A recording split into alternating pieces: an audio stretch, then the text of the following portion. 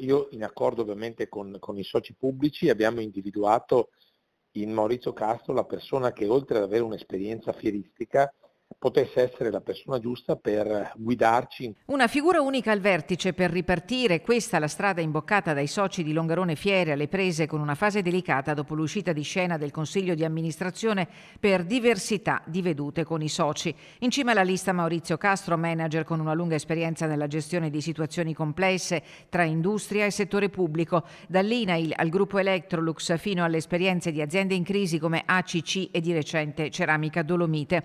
Nel suo curriculum incarichi di primo piano nelle relazioni industriali, la guida delle risorse umane in grandi gruppi e ruoli di responsabilità a livello nazionale.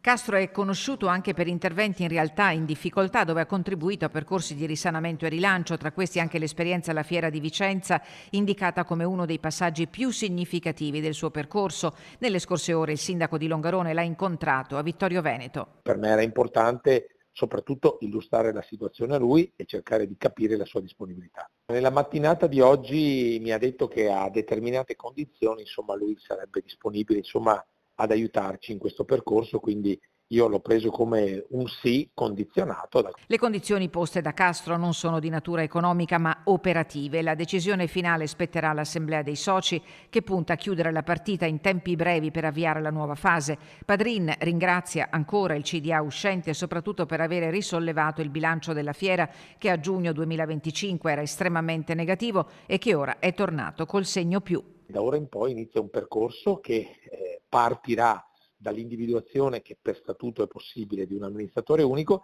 e poi costruire con un consulente un nuovo piano industriale arricchito rispetto alla situazione, a quello che ci ha presentato il CDA, e poi valutare insieme alcune figure da poter inserire all'interno della struttura compatibilmente con le disponibilità economiche che l'ente ha.